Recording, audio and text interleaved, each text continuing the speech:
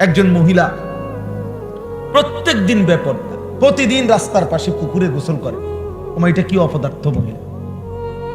এই মহিলা তো মহিলা বলতে কিছু নাই। আর এক নারীর শরীরে যে হায়া, সৃষ্টিগতভাবে লজ্জা, আল্লাহ তাআলা পুরুষের চাইতে বেশি দিয়ে নারীকে তৈরি করছে। নারী মানেই লাজুক, নারী মানেই লজ্জাশীলা নারী। ওই পাতা, এটারে কেন লজ্জাবতী পাতা কয়? ওই যে একটা পাতা আছে না, একটা হাত ছুইলেই, একটু লাগলেই আস্তে গুটায় যায়, আস্তে মিশে যায়। তো নারী মানেই লজ্জাশীল, নারী মানে হায়া, শরম, লজ্জা, শালীনতা। এটা তার সৃষ্টির মধ্যে আল্লাহ দিছেন। সেই নারী যখন বেপর্দা হয়, বেহায়া হয়, চরিত্রহীন হয়, তো এইটা বেশি দুর্গন্ধ ছড়ায়। এই জন্য আশ্চর্য হবেন, কোরআন কি বিজ্ঞচিত আল্লাহ তাআলা বলছে, পুরুষ এবং নারী যদি জিনা করে, ব্যভিচার করে, তো পুরুষ তো হায়া কম করতে পারে, কিন্তু নারীর শরীরে লজ্জা, হায়া তো আল্লাহ তাআলা অত্যধিক মাত্রায় দিছিলেন। যে নারী সেই লজ্জার বাঁধন ছিঁড়ে ফেলছে, হায়াত ছুটায় ফেলছে, ও পুরুষের চাইতে নিকৃষ্ট। এই জন্য আল্লাহ তাআলা কোরআনে ব্যভিচারী নারী পুরুষের শাস্তির কথা বলতে গিয়ে প্রথম নারীর কথা উল্লেখ করছে, আয-যানিয়াতু ওয়াজ-যানি। বুঝাইতে চাইছে যে পুরুষের দ্বারা হইল, নারীর দ্বারা তো এটা হওয়ার কথা না। এক নারীর দ্বারা তো এটা হওয়ার কথা, এক মহিলার দ্বারা, এক মেয়ের দ্বারা তো এটা হওয়ার কথা না। কিন্তু সেই অসভ্য মেয়ে নারী যখন নিজের স্বাভাবিক সৃষ্টিগত জন্মগত লজ্জাটাকে যখন শেষ করে ফেলছে, ও কতটা নিকৃষ্ট। এই জন্য কোরআনে আছে, ইয়া নিসা আন-নবিয়্যি মান ইয়াতি মিনকুন্না বিফাহিশাতিন মুবায়্যিনা ইউদাআফ লাহাল আযাবু দি'ফাইন ওয়া কানা যালিকা আলাল্লাহি ইয়াসীরা। ভয়ঙ্কর কথা এটা, কোরআন শরীফের আয়াত। আল্লাহ বলছে, হে নবীর স্ত্রীগণ, নবীজির বিবিদেরকে বলছে, যারা উম্মতের সর্বশ্রেষ্ঠ নারী, রাসূলুল্লাহ সাল্লাল্লাহু আলাইহি ওয়াসাল্লামের স্ত্রীদের চাইতে এই উম্মতের নারীদের মধ্যে শ্রেষ্ঠ সম্মানিত নারী আর কে? সেই শ্রেষ্ঠ নারী ওনারা, ওনাদেরকে পর্যন্ত আল্লাহ বলছে সাবধান, কোন ঈমানদার নারী যদি বেহায়াপনা পর করে, ফাহিশা অর্থ হলো অশ্লীলতা, বেপরদেগি, বেহায়াপনা, জিনা ব্যভিচারের পুরুষ পরিবেশ, পর পুরুষের সাথে একাকিত্ব, পরকিয়া, বিবাহ বহির্ভূত প্রেম, হারাম সম্পর্ক, এরকম যে কোনো অশ্লীলতা, আল্লাহ বলছে তোমাদের নারীদের কারো ঈমানদার দ্বারা হয়, যদি ঈমানদার নারী, তো মনে রাখবা আমি আল্লাহ তাআলা পরিষ্কার বললাম, তার প্রত্যেকটা পাপের কারণে আমি তাকে দ্বিগুণ শাস্তি দেব, দ্বিগুণ। ইউদাআফ লাহাল আযাবু দি'ফাইন, ডাবল শাস্তি। কেন? তোমার দ্বারা এটা হওয়ার কথা। তুমি না নারী, তুমি না মেয়ে, তোমার মধ্যে তো সৃষ্টিগতভাবে আমি আল্লাহ লজ্জা বেশি দিছিলাম, হায়া বেশি দিছিলাম, সেটা তুমি ভেঙে ফেললা কেমনে? সেটা তুমি নষ্ট করে ফেললা কেমনে? বলে ওয়াকানা যালিকা আলাল্লাহি ইয়াসীরা। আল্লাহ বলেন, যদি কেউ প্রশ্ন করে, নবীর বিবিদেরকে পর্যন্ত বলতেছেন আল্লাহ আপনি, আল্লাহ বলছে হ্যাঁ, এটা আমি আল্লাহর জন্য সহজ। আমার কাছে দিন বড়, আমার কাছে আল্লাহর বিধান বড়, আল্লাহর বিধান বড়। সে নবীর বিবি হোক, অপরাধ অন্যায় করলে আমি তাকেও দ্বিগুণ শাস্তি। কোরআন শরীফে আছে মিয়া, আমাদের নবীজিকে আল্লাহ কি বলছে, নবীকে সাল্লাল্লাহু আলাইহি ওয়াসাল্লাম, নবীজিকে ডাইরেক্ট আল্লাহ বলছে, বন্ধু ওয়ালাউ তাকাব্বালা আলাইনা বা'দাল আকাবিল লাআখাযনা মিনহু বিল ইয়ামিন সুম্মা লাকাতা'না মিনহুল ওয়াতিন। তোমরা ছেলেরাও শোনো মিয়া, আল্লাহ বলে আমাদের নবীকে বলছে, মাহবুব তিনি, হাবিব, কলিজার টুকরা, আল্লাহ পাকের এর চাইতে প্রিয়জন আর কেউ হইতে পারে? কথা বলেন না। সবচেয়ে প্রিয় আপন কলিজার টুকরা, সেই বন্ধুকে আল্লাহ বলছে, বন্ধু আপনি যদি আমার নামে একটা কথা বানাইয়া বলেন, বানোয়াটি কোনো কথা, আমি বলি নাই এমন কথা, যদি আমি আল্লাহর নামে বলেন, আমি প্রথমত আপনার ডান হাত, এই ডান হাত লা আখাযনা মিনহু বিল ইয়ামিন, আপনার ডান হাত টেনে ধরবো। কারো যদি আপনি হাত টান দেয় তো মাথাও টাইনা চলে আসবে, মাথা নিচের দিকে আসবে না। তা আল্লাহ বলেন এরপরে আপনার গর্দানটা আপনার শরীর থেকে একটা কোপ দিয়ে আলাদা করে ফেলবে। কোরআন শরীফের আয়াত। কাকে বলছে? জি জি জি, বুঝছেন বাংলা কথা? ওয়ালাউ তাকাওয়ালা আলাইনা বা'দাল আকাবিল লাআখাযনা মিনহু বিল ইয়ামিন সুম্মা লাকাতানা মিনহুল ওয়াতিন। গর্দানের রগটা ছিঁড়ে ফেলবো, এটার অর্থ এটাই, যেই রগ ছিঁড়ে গেলে আপনি মরে যাবেন, এমন রগটা আমি আল্লাহ ছিঁড়ে ফেলবো। একটা কথা উলট পালট বলবেন না, একটা শব্দ বাড়িয়ে বলবেন না। ওয়ালা তাজআল মা'আল্লাহি ইলাহান আখারা ফাতুলকা ফি জাহান্নামা মালুমান মাদহুরা। নবীজিকে সরাসরি আল্লাহ বলেন, বন্ধু আপনি আমি আল্লাহর সাথে কাউকে ডাকবেন না, কাউকে মিলাবেন না, আমি আল্লাহর সাথে এক বিন্দু শিরিক করবেন না। আপনি বন্ধুকে পর্যন্ত বলে দিলাম, বন্ধু যদি আপনি এক বিন্দু শিরিক করেন তাহলে আপনি বন্ধুকেও আমি আল্লাহ বেইজ্জতি করে জাহান্নামে ছুঁড়ে মারব। বোঝেন কিছু বন্ধু? হ্যাঁ, কোরআনকে মস্কারি মনে করছে দিন।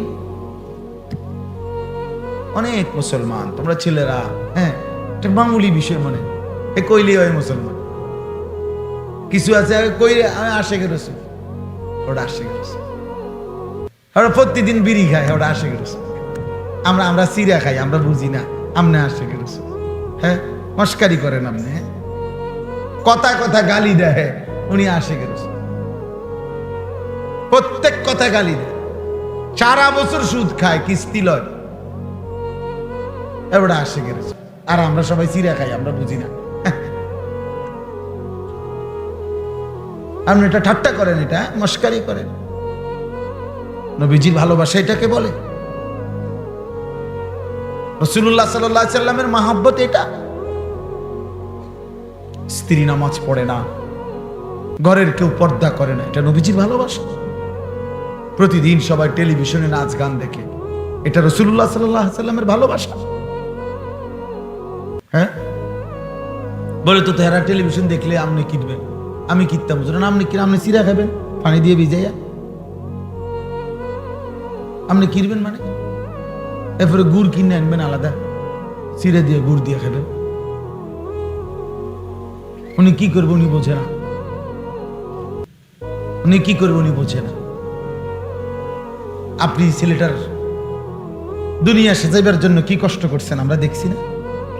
দুনিয়া একটা ঘরের জন্য, এক সেট সোফার জন্য, ছেলেটারে বিদেশ পাঠাইবার জন্য আপনি কদ্দুর কি করছেন আমরা দেখি নাই, আমরা জানি না? তাহলে তার দুনিয়া সাজাবার জন্য তা আপনার মাথার ঘাম পায়ে ফুটছে, তার জাহান্নাম থেকে বাঁচাবার জন্য কিছু করলেন না কেন? বলেন, এটা কার দায়িত্ব? সন্তানের দুনিয়া সাজাইবেন আপনি বাবা, তো সন্তানের আখিরাত কে সাজাই দিবে? আরেক গ্রামের আরেক বেড়া? তাইলে বলেন ইনসাফ কি বলে? বলে শুনে না তো শুনে না, কোন বছরের তে শুনে না? 16 বছর বয়সে না শুনে না? এখন আপনার 16 বছর বয়স থেকে ঠিক করতে দিছিল দায়িত্ব, তো আপনি শিখলেন না কেন, জানলেন না কেন? এক সন্তানের তরবিয়ত কখন করতে হয় আপনারা বুঝলেন না কেন বাবা? আখলাক কখন শিখাইতে হয়, আল্লাহ কখন চিনাইতে হয়? ইসলাম একটা কোলের বাচ্চার দিকে পর্যন্ত নজর রাখছে, কোলের বাচ্চার ব্যাপারে ইসলামের বিধান আছে। কোলের বাচ্চা। শরীয়তের মাসআলা হলো স্বামী স্ত্রী কোলের বাচ্চা, যে বাচ্চার 6 মাস বয়স, মনে করেন 6 মাস, কোনো কথা বলতে পারে না, কিছুই বোঝে না, আপনি মনে করছেন ইসলামের শরীয়তের বিধান হলো এমন বাচ্চাও যদি সজাগ থাকে, 6 মাসের বাচ্চা পাশে, তাহলে স্বামী স্ত্রী একান্ত মেলামেশা করা নিষেধ।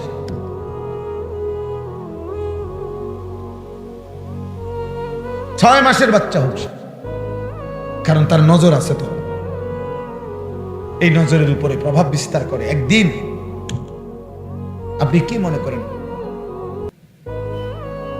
দীর্ঘদিন যাবৎ অনাদরে অবহেলায়, সেই ছোট্টবেলার থেকে তাকে অনাদরে আর অবহেলায় আপনি বড় করছেন, আজকে 16 বছর বয়সে এই অপদার্থ আর 1 ওয়াক্ত নামাজও পড়ে।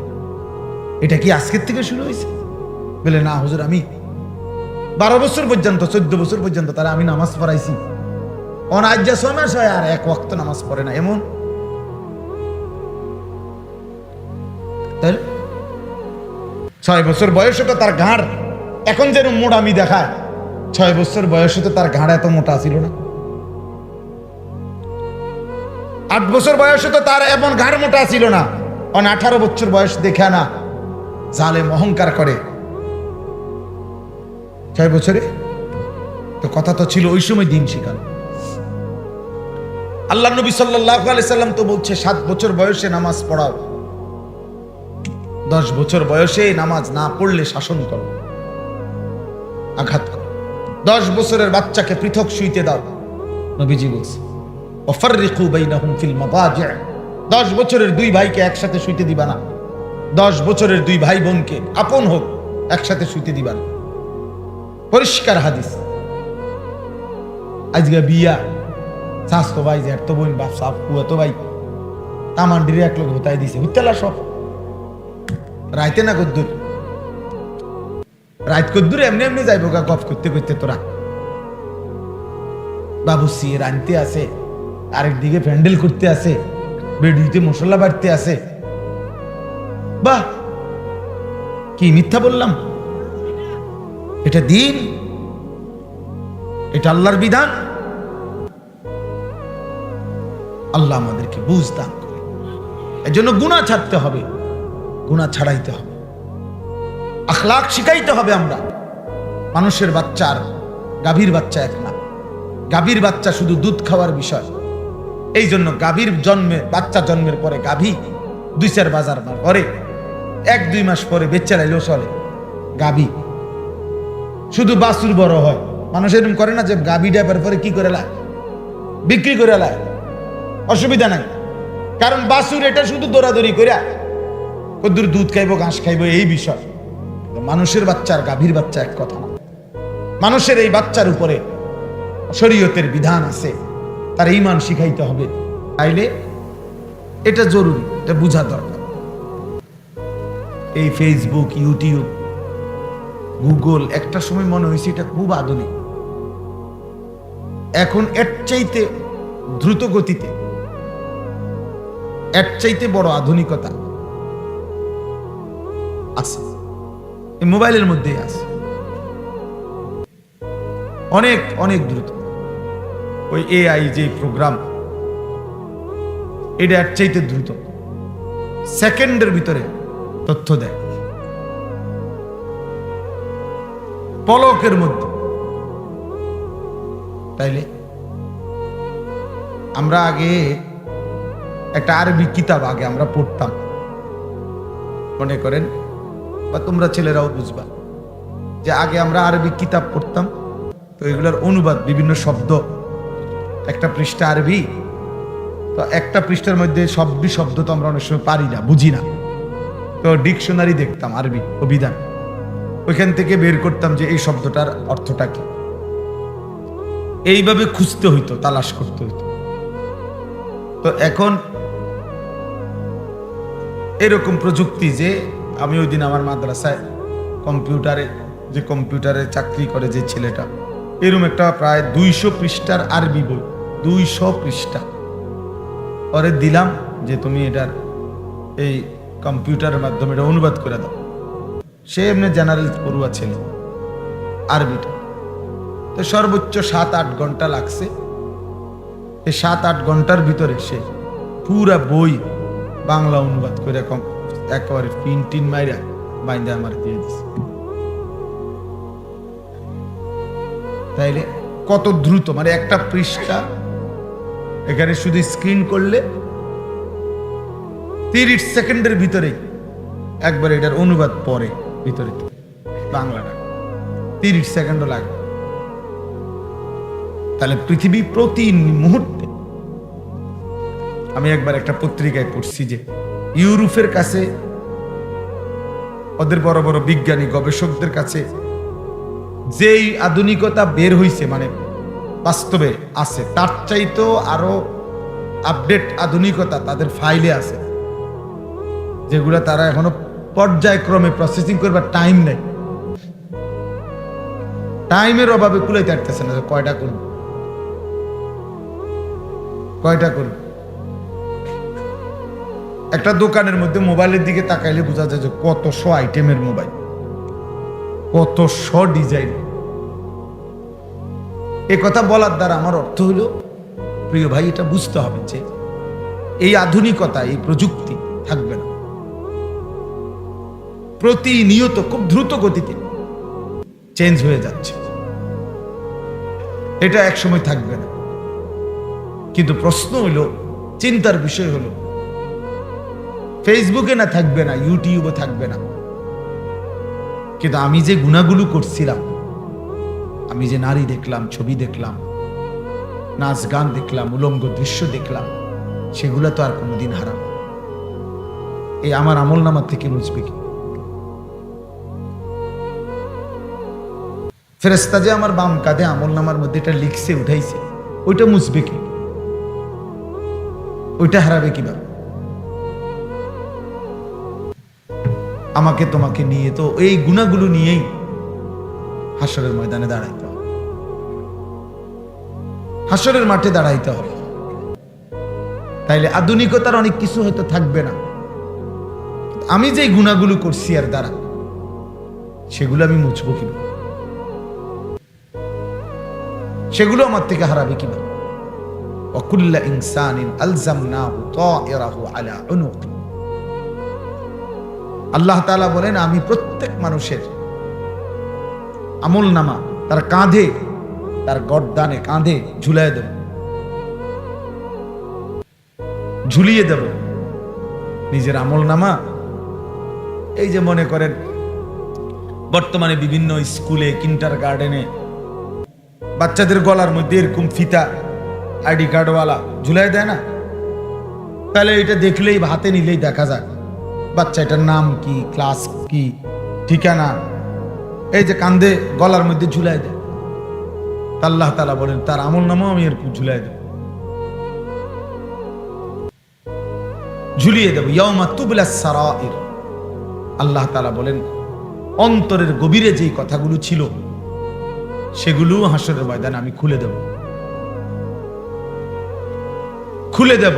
পৃথিবীর কেউ জানে নাই, কিন্তু আজকে তোমার অন্তরের যে জল্পনা কল্পনা, একটা নারী দেখে, অশ্লীল দৃশ্য দেখে, রাস্তার বেহায়া বেপর্দা মেয়ে দেখে তুমি যা ভাবছিলা, হয়তো পৃথিবী তো কেউ শুনে নাই, জানে নাই।